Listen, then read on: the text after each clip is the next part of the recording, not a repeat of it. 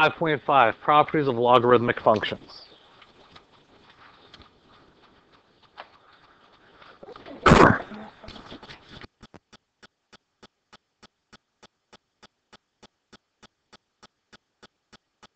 Log of x plus the ln of x only exists when x is greater than 0. When we were doing the basic logs, we talked about it. You can only take logs and ln's of positive numbers.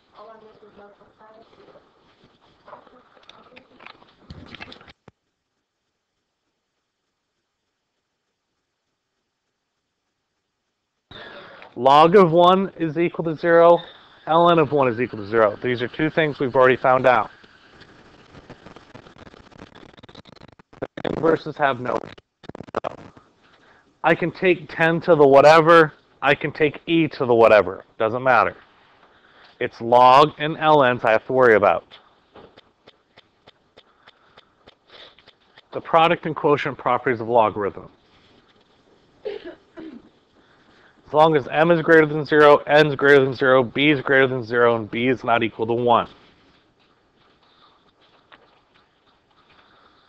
If I have the log base b, now for the most part we're only going to be talking about base 10. So the log of mn is the log of m plus the log of n. So if I'm taking the log of something that is being multiplied, all you can do is just break it apart and do it individually. This also works for the ln. The ln of mn is just the ln of m plus the ln of n.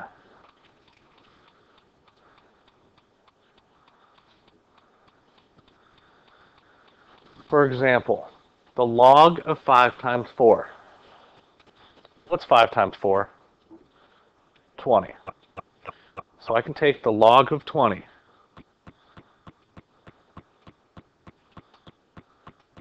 And I get 1.301.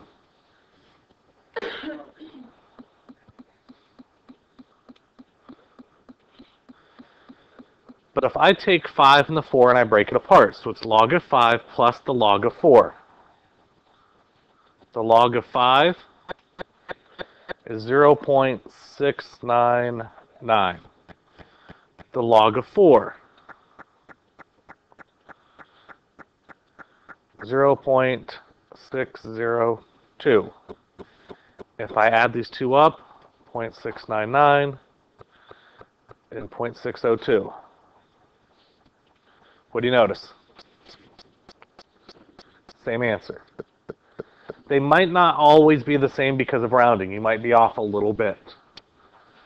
But if I took the actual numbers, they would be exactly the same. If I took this string plus this string, it would equal this string. Do you understand what it means when I multiply? If I have two things being multiplied, I can break it apart.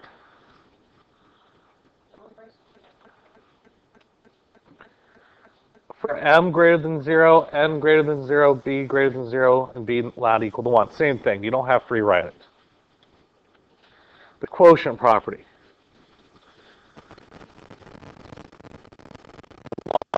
M divided by n is just the log of m minus the log of n.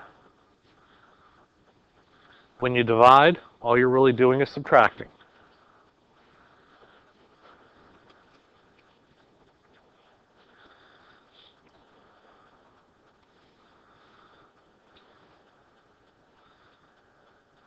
And I want you to sit and try out. See, do both of these equal one another? All right, for the log of 5 divided by 4.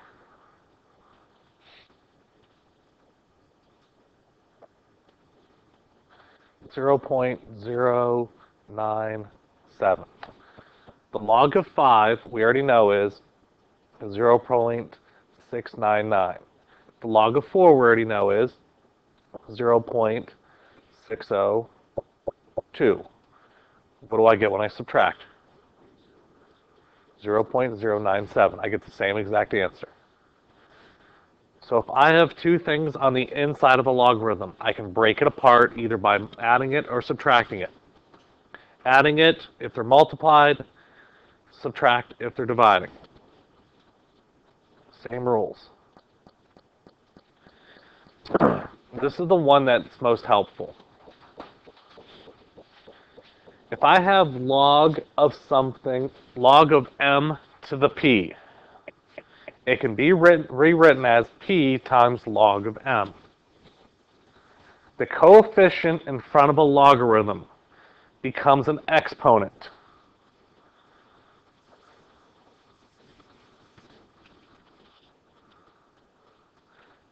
For both logarithms and natural logs. For example, I have log of 100 to the fourth power.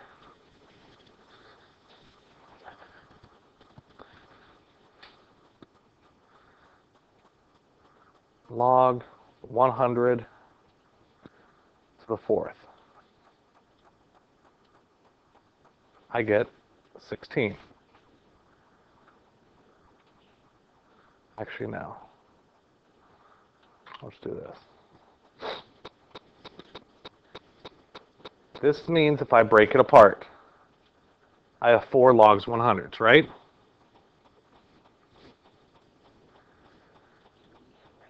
So I have log of 100, log of 100, log of 100, log of 100. What's log of 100?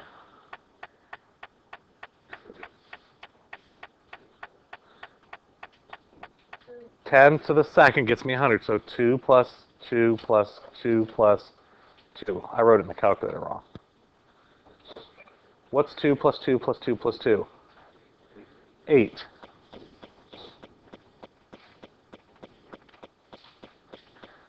Now 4 times the log of 100. The log of 100 we said is 2.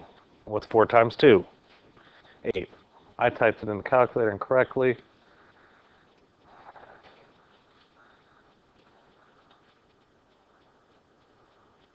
There you go. I put the caret on the outside, not the inside. So if I have a log and the number is being taken to an exponent, I can just take the log of that number and then multiply it by the exponent.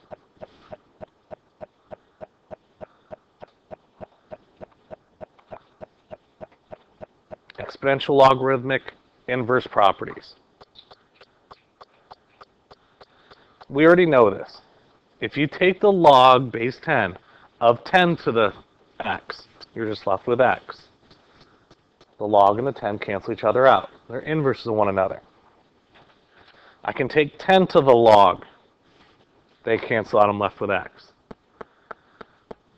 ln's and e's cancel each other out this way and also this way. A lot of these things you already know. You found these out last section.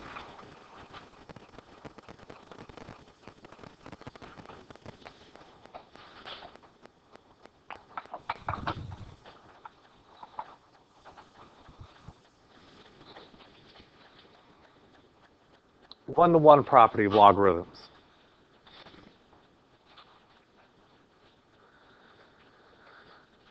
If you have log of x equals log of y, then x has to equal y. Same thing with ln's. If I have the ln of x has to be equal to ln of y, then x is equal to y. Same goes for 10s. Same goes for e's.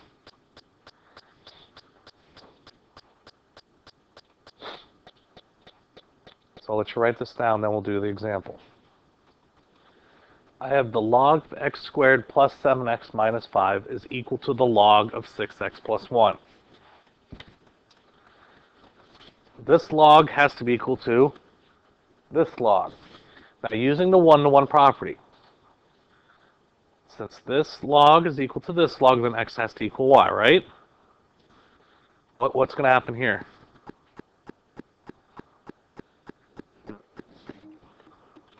X squared plus 7x minus 5 has to equal 6x plus 1. The logs will cancel out because they have to be equal to one another. What do I have to do in order to solve?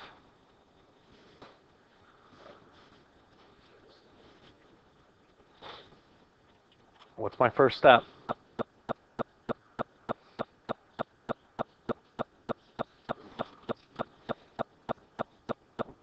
Move everything to one side. Put the x's together, put the 1 together. So add or subtract 6x, subtract 6x. X squared plus x, subtract the 1 over, minus 6 equals 0. It has to be equal to 0. Now what? You know a bunch of different ways to solve this problem.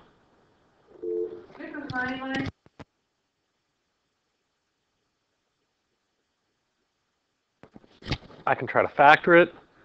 I can try to complete the square. I can use quadratic formula. I'm going to try to factor it. Two numbers that multiply to give me a negative 6, but put together get me a positive 1. X plus 3, x minus 2. Which means I have zeros at negative 3 and positive 2. Now with logarithms, you have to be careful. These are both of my answers. They don't have to work. If I put in the 2,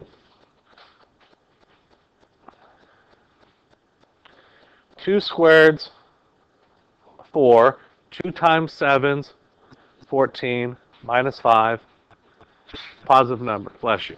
That's good. 2 times 6 is 12 plus 1 is 13. I'm good. So that one's okay. Put in the negative 3. I'll just go over here.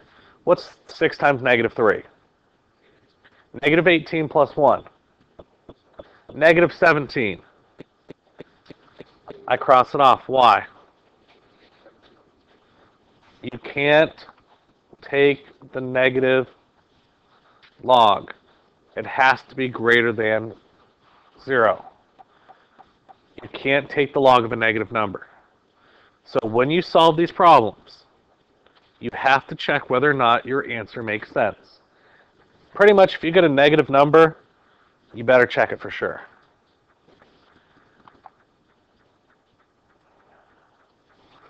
Open your books to page 369.